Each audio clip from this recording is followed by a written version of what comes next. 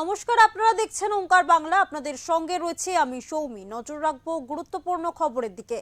নির্বাচনের দিন ঘোষণার আগেই আসানসোলের বারাবণীতে শুরু হলো তৃণমূল কংগ্রেসের দেওয়াল লিখন। রবিবার আসানসোলের বারাবণী এলাকায় নুনি গ্রাম পঞ্চায়েতের 12টি বুথে দেওয়াল লেখনের কাজ শুরু করলো তৃণমূল কংগ্রেস।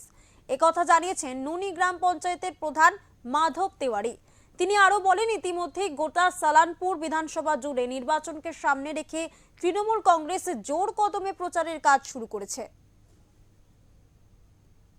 আজকে আমাদের নুনিজিপি আন্ডারে আমাদের যতগুলো বুথ আছে আজ থেকে আমরা আরম্ভ করলাম দেয়াল লেখন করতে। কারণ বারাবণীর যিনি বিধায়ক আছে তার নির্দেশে আমরা দেয়াল লেখন স্টার্ট করেছি এবং বারাবণীর যিনি ব্লক সভাপতি আছেন তিনিও আদেশ দিয়েছেন দেয়াল লেখা পুরো দমের প্রচার চলছে। আমাদের প্রতিটি বুথে বুথে আমাদের 12টা বুথেই আমাদের দেয়াল লেখন আজ থেকে স্টার্ট করেছি। এখানে যেটা নুনিজিপি আমরা টার্গেট করেছি এবং আজকে আমাদের একটা বুথ কমিটি মিটিং আছে, সবাইকে আমরা ডেকেছি, পঞ্চায়েত সদস্য থেকে আরম্ভ করে সবাই থাকবে, কর্মীরা থাকবে।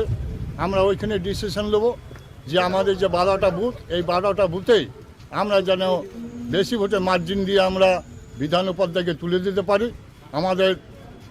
সেটাই আমাদের উপকৃত হব আমরা। কোনো দিন হতে পারে না, বিরোধীদের কোনো চিহ্ন নাই। কারণ আমাদের দিদি এই কয়েকদিন আগে যে বাজেট করলেন, সেই বাজেটে যেভাবে দিয়েছেন বেকার সমস্যা থেকে আরম্ভ করে লক্ষ্মী ভাণ্ডার থেকে আরম্ভ করে যারা পড়াশোনা করছে তাদেরও স্বাস্থ্যসাথী থেকে সমস্ত কিছু তিনি উপহার দিয়েছেন। আমার মনে হয় সারা পশ্চিমবাংলায় আমরা ওয়াক ওভার পেয়ে যাব। এখানে বিজেপি বলে কিছু থাকবে না, পশ্চিমবাংলায় একটাই থাকবে, দিদি।